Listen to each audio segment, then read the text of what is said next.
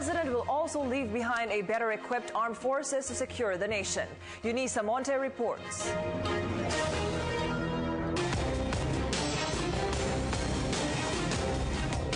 For the defense of our country and the welfare of our countrymen.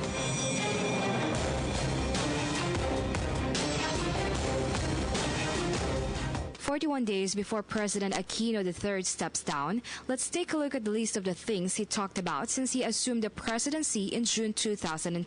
From talking about the path of the Ang Matuwid and the military achievements, here's the summary of his military works. Mayroon ng gobyernong tunay na nagmamalasakit sa makawal natin kumakalinga sa mamamayan. Sa nalalabing panahon natin sa pwesto, makakaasa kayong hindi magmamaliw ang suporta natin sa inyong hanay. That is how the President promised his boss, particularly in the Department of National Defense. In 2010, during the first State of the Nation's address of the President, he mentioned the need for increased budget to finance assistance during calamities and the need to revise the National Defense Act. Under this, our President assured the public that we are all prepared for the natural disasters that might occur. Nakita natin ang kahalagahan ng tinatawag natin ng paghahanda bago pa man dumating ang isang disaster. So during Undersecretary Paman na institutionalize natin ang tinatawag nating pre-disaster risk assessment. At isa ito sa pinagmamalaki ng ating bansa. In the year 2011, President Aquino pursued a stalled of AFP modernization program. The recent arrival of the Philippine Navy's LDV-601 is a proof to that. This landing dock vessel is considered the largest among the existing floating assets of the Philippine Navy. Other additional assets include 3 Gregorio del Pilar class frigates, 2 of which arrived year 2011 and 2013. The third USCGC Boutwell was mentioned by President Obama in his visit here during the APEC summit. There were also additional 3 multipurpose attack crafts, 3 oil tankers from National Oil Corporation, and 5 brand new AW-109 multipurpose role helicopters. All our ships can be deployed anywhere in the country. Philippine Air Force was also in great consideration during the term of the President.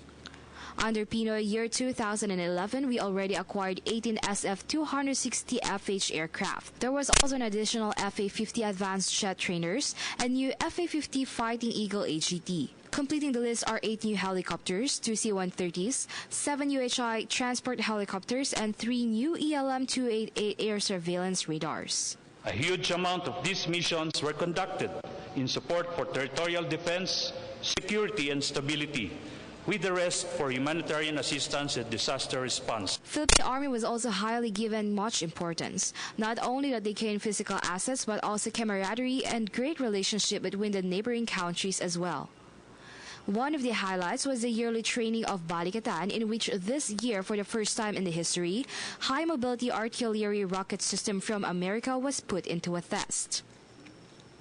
We will continue to ensure the Philippines remain secure and the Asia-Pacific remains a region where everyone can rise. U.S. Defense Secretary Ashton Carter also stated that America's support in relation to the rising tension in the West Philippine Sea. He added that Philippines can also count in the U.S. in these defense issues. Philippine Army also showcased the additional equipment in their arsenal under PNoy's administration. This includes 100 M69B mortars that the President bought year 2013. And the 30 brand new high-mobility multi-purpose wheeled vehicle ambulance purchased last year. More than 40,000 M4 assault rifles were also added to the Army. There were also additional 28 M113 armored vehicles and 219 KM450 trucks from South Korea. Pinaka-prominent dyan is yung pagbibigay ng mga equipment, logistically. Nakuha natin yung 1:1 ratio ng firearm. As you can see, mga Glock na nga mga baril ngayon ng mga kapulisan natin.